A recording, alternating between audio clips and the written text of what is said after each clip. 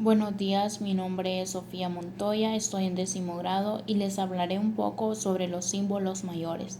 La bandera nacional fue creada durante la administración del presidente de la República, don José María Medina, el 16 de febrero de 1866, fecha en la que el Congreso Nacional emitió el decreto legislativo número 7, que establece el pabellón de la República de Honduras llevará como en la antigua Federación Centroamericana dos franjas azules y una blanca en medio, colocadas horizontalmente y además un grupo de 5 estrellas azules de 5 ángulos salientes en el centro del campo blanco. Estas franjas del pabellón serán de 3 a 4 bares de longitud y de 9 pulgadas de latitud. Las franjas azules representan el cielo hondureño, los océanos Atlántico y Pacífico que bañan las costas del territorio nacional. Además simboliza la justicia, la lealtad, la fraternidad, la fortaleza, la dulzura, el amor fraternal de ideales de todos los hondureños. Las 5 estrellas azules simbolizan los 5 países que formaron la antigua Federación Centroamericana y el ideal de la Unión de Centroamérica. La franja blanca significa la pureza, la integridad, la fe, la obediencia, la paz, la firmeza y la vigilancia, la bondad y la nación. El himno nacional de Honduras. Durante 94 años, Honduras no tuvo himno nacional. Desde la independencia en 1821 hasta 1915, los himnos que fueron utilizados fueron la granadera, el himno marcial, una salva hondureño, himno nacional Valentín Durón. En tiempos de Medina, marcha a Gerardo Barrios, del autor belga Cousin, y el himno nacional hondureño. En 1904, cuando llegó al poder el general Manuel Bonilla, al finales de septiembre no existía un himno nacional reconocido y fue en ese preciso momento en que un grupo de distinguidos intelectuales presentó al presidente la propuesta para la creación de la letra de nuestro himno nacional. El escudo nacional de Honduras. El escudo de Honduras fue creado por el decreto legislativo del 3 de octubre de 1825.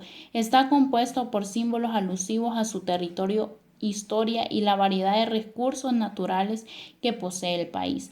Fue modificado por el decreto legislativo número 7 del 16 de febrero de 1866, que creó la actual bandera nacional de Honduras, publicado en el Boletín Legislativo de Comayagua número 4 del 6 de marzo del mismo año, siendo presidente de la República don José María Medina. El gordo frío con luces que aparecía debajo entonces del arco iris y encima del volcán. Buenas tardes, mi nombre es Elena Mansor de Esmeralda. Les vengo a hablar un poco sobre los símbolos menores. La flor nacional, mejor conocida como la orquídea Brazaola digbiana, especie de orquídea epífica originaria de Honduras, donde por las noches llena el aire con las fragancias de su perfume parecido a los cítricos. La ave nacional, mejor conocida como ara macao, guaras, que pertenece a la familia tropical Pistaceae. En Honduras existen 17 especies nativas dentro de dichas familias. El mamífero nacional, mejor conocido como el venado cola blanca, es un animal activo durante el día que vive en los bosques secundarios. Es una de las especies favoritas de los cazadores. Gracias. Buenos días, mi nombre es Glenn González, soy de 10º grado y yo les voy a hablar sobre el árbol nacional de Honduras y el mapa. El pino fue elegido por el gobierno del entonces presidente Miguel Barahona, quien mediante el acuerdo número 429 emitió el 14 de mayo de 1928, resolvió declarar el pino como árbol nacional de Honduras. Su elección como representante de la flora nacional está basada en el hecho de que el pino es el árbol que de manera natural predomina en los bosques hondureños. La misma fecha se aprobó el reglamento para apoyar su cuidado e incentivar a la reforestación por parte de las escuelas, colegios y la población en general. También para evitar el daño que producen los incendios y la mano del hombre mediante la tala del bosque. A través de los años, la especie Pinus ocarpa, o comúnmente llamada ocote, se le ha dado preferencia por ser la especie de pino más abundante en el territorio nacional.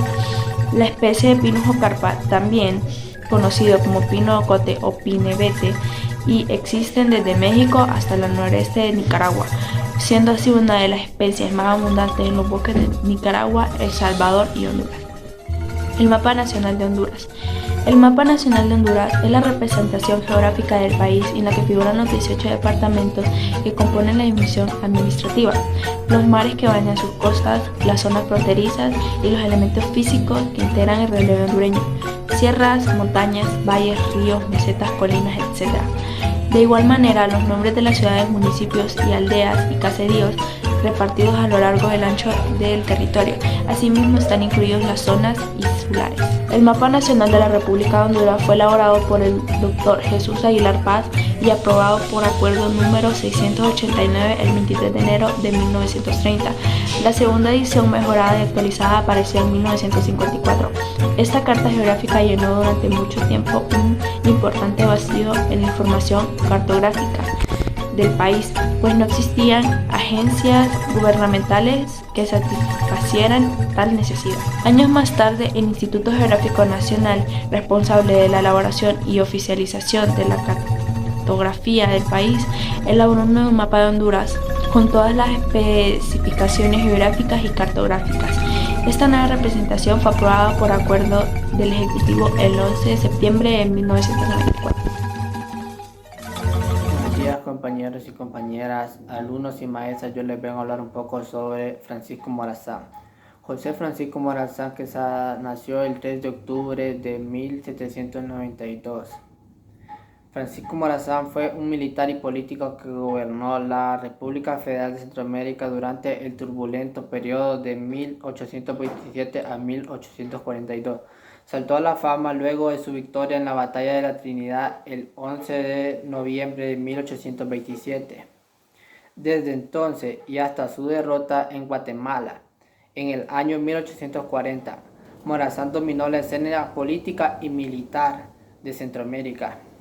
Entre sus batallas más importantes destaca Batalla de San Miguel, Batalla de Chiquimula y Batalla de San José de Guatemala, además de la antes ya mencionada.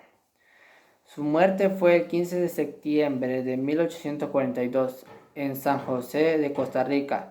Fue condenado al paredón de fusilamiento localizado en la plaza central de esta ciudad.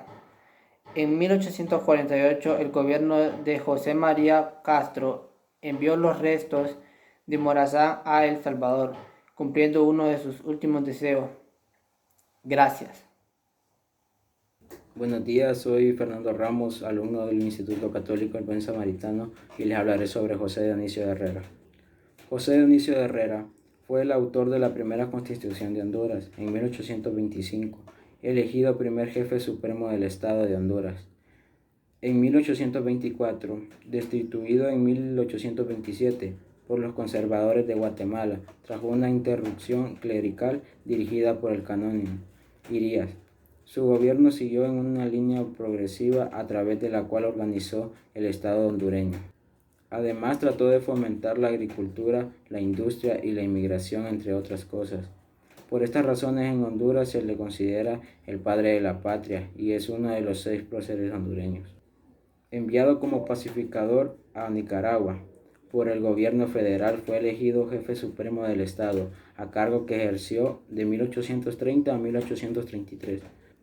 En 1834 fue elegido jefe supremo del Estado de El Salvador, pero no aceptó su nombramiento. Se retiró de la política en 1838. Poseía notables dotes intelectuales, se distinguió por la firmeza de su carácter y se lo reconoció además como hombre de circunspección y tino. Llegó a ser el único político en la historia centroamericana electo popularmente jefe de 3 estados. Gracias por su atención. Hola, buenas. Mi nombre es Bernardo David Corrales Sierra, del Instituto Católico del Buen Samaritano, y yo les puedo hablar sobre José Trinidad Reyes. José Trinidad Reyes nació el 11 de junio de 1795 y falleció el 20 de septiembre de 1855. Es hijo de Felipe Santiago Andrés, un honrado profesor de música, y de doña María Sevilla. Sus aportaciones fueron que él fue un diácono, un presbítero, un politeísta, fue defensor de los derechos de las mujeres y también de los derechos de los pobres. Es un personaje relevante en el campo de la dramaturgia y está considerado como el iniciador de la poesía. Espero que les haya gustado. Adiós.